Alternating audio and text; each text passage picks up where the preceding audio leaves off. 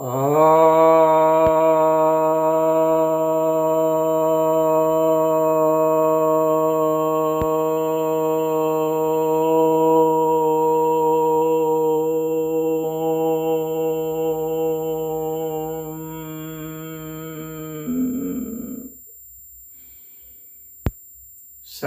भक्तजनों को सप्रेम नमन। तो आज आपके समक्ष महर्षि बादरायण द्वारा रचित ब्रह्म सूत्र, जिसे वेदांत सूत्र भी कहते हैं, के प्रथम अध्याय के दूसरे पाद के पहले मंत्र की चर्चा करता हूं। इस मंत्र में बादरायण ऋषि कहते हैं, सर्वत्र प्रसिद्धोपदेशात्, अर्थात यह सभी जगह प्रसिद्ध रूप से उपदेश दिया गया है। सभी जगह का मतलब है कि श्रुतियों में, वेद उपनिषद में यह सभी जगह उपदेश दिया गया है, प्रसिद्ध है उपदेश। तो यहाँ पर जो प्रकरण है वह यह है कि उपासना किसकी, और जो ब्रह्म वाक्य कहे गए हैं, जो उच्च स्तर के जो शब्द का प्रयोग किया गया है, आदर्श शब्द जो प्रयोग किए गए हैं, वे किसके लिए हैं, वे किसके द्योतक हैं।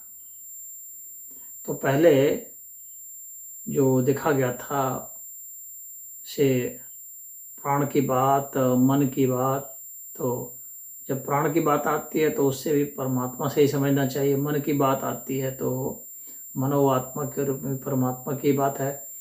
तो उस अर्थ में यहाँ बताया जा रहा है कि वे सब जो हैं वो परमात्मा का ही द्योतक हैं, और उपासना जो है वो परमात्मा की ही होनी चाहिए। यह ही वेद का और उपनिषद का संदेश है, उसी को ब्रह्मसूत्र में बताया गया। तो यह कहा जा रहा है कि ये सब प्रसिद्ध हैं।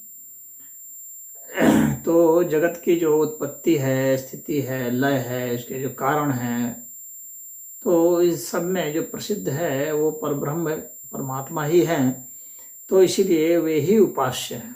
तो उपास्य देव के रूप में उनको ही कहा गया है। तो छांदोग्य उपनिषद का दृष्टांत दिया जाता है। छांदोग्य उपनिषद का जो तीसरा अध्याय है, उसका जो 14वां खंड है, उस खंड का जो पहला मंत्र ही है वह स्पष्टता कहता है, सर्वम खलविदं ब्रह्म तज्जालानिति शांत उपासीत अथ खलु क्रतुमयः पुरुषो यथा कर्तुर् अस्मिन् लोके पुरुषो भवति तथेतः प्रत्य भवति स क्रतुम कुर्वित। अर्थात यह संपूर्ण जो चराचर जगत है यह निश्चय ही ब्रह्म है, क्योंकि यह उसी से उत्पन्न हुआ है। स्थिति के समय उसी में चेष्टा करता है और उसी में प्रलय होकर के उसी में शांत हो जाता है। तो यह जो है राग द्वेष रहित जो है, इसका शांत चित्त होकर के हमें इसी की उपासना करनी चाहिए। तो यहाँ पर निश्चय रूप से कहा जा रहा है कि यह परमात्मा है और वही उपास्य देव है। तो इस चीज को दर्शाने के लिए ही यह जो है बादरायण जी ने ये पहला सूत्र दिया कि यह प्रसिद्ध है, उपनिषदों में प्रसिद्ध है, और इसके कारण ही उपनिषदों में इसका उपदेश मतलब प्रसिद्ध है कि परब्रह्म की ही उपासना करनी चाहिए। वेद में प्रसिद्ध है कि परब्रह्म की ही उपासना करनी चाहिए, इसीलिए उपास्य देव वे ही हैं। और जो भी आकाश आत्मा सर्वकर्मा वगैरह वगैरह ये सब जो छांदोग्य उपनिषद में है, तो ये सब जो है उसी के लिए ही है, उसी को इंगित करता हुआ है। सत्य संकल्प के रूप में भी है। इसका जो दूसरा जो मंत्र है छांदोग्य उपनिषद का, इसमें चतुर्दश खंड में जो तीसरा अध्याय है उसका दूसरा मंत्र है, तो उसमें भी जो सर्वगंध सर्वकाम वगैरह वगैरह है, सर्वकर्मा, तो वह जो है वह परमात्मा को ही इंगित करने के लिए, आकाश आत्मा वगैरह, तो वहां पर परमात्मा को ही भजने के लिए कहा गया, उन्हीं की उपासना के लिए कहा गया है।